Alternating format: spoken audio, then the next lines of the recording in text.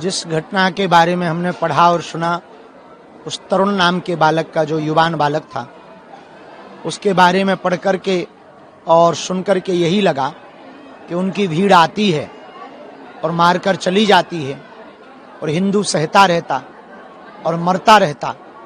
ये हिंदू जो अनेकता में बटा हुआ, हिंदू जो जातियों में विभाजित है, उसका दुष्परिणाम है।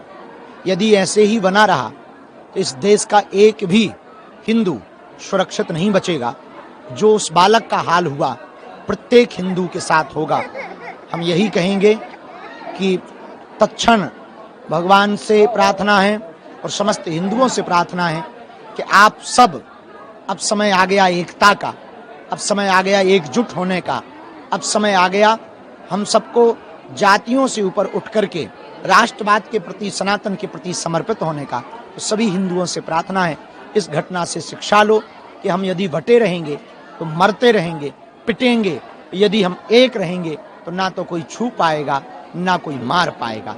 इसलिए हम इस दिल्ली की घटना से समस्त हिंदुओं से प्रार्थना और आह्वान कर रहे हैं, जगह जगह एकता के लिए, एकजुटता के लिए सनातन हिंदू एकता पदयात्रा निकाली जाए, संगठन बनाए जाएं और कोई भी हिंदुओं को छेड़े तो उसे कानूनी तरीके से छोड़ा ना जाए। जिस घटना के बारे में हमने पढ़ा और सुना, उस तरुण नाम के बालक का, जो युवान बालक था, उसके बारे में पढ़ कर के और सुन कर के यही लगा कि उनकी भीड़ आती है और मारकर चली जाती है और हिंदू सहता रहता और मरता रहता। ये हिंदू जो अनेकता में बटा हुआ, हिंदू जो जातियों में विभाजित है, उसका दुष्परिणाम है। यदि ऐसे ही बना रहा तो इस देश का एक भी हिंदू सुरक्षित नहीं बचेगा। जो उस बालक का हाल हुआ, प्रत्येक हिंदू के साथ होगा। हम यही कहेंगे कि तत्क्षण भगवान से प्रार्थना है और समस्त हिंदुओं से प्रार्थना है कि आप सब, अब समय आ गया एकता का, अब समय आ गया एकजुट होने का, अब समय आ गया हम सबको जातियों से ऊपर उठ करके राष्ट्रवाद के प्रति, सनातन के प्रति समर्पित होने का। तो सभी हिंदुओं से प्रार्थना है, इस घटना से शिक्षा लो कि हम यदि बटे रहेंगे तो मरते रहेंगे, पिटेंगे।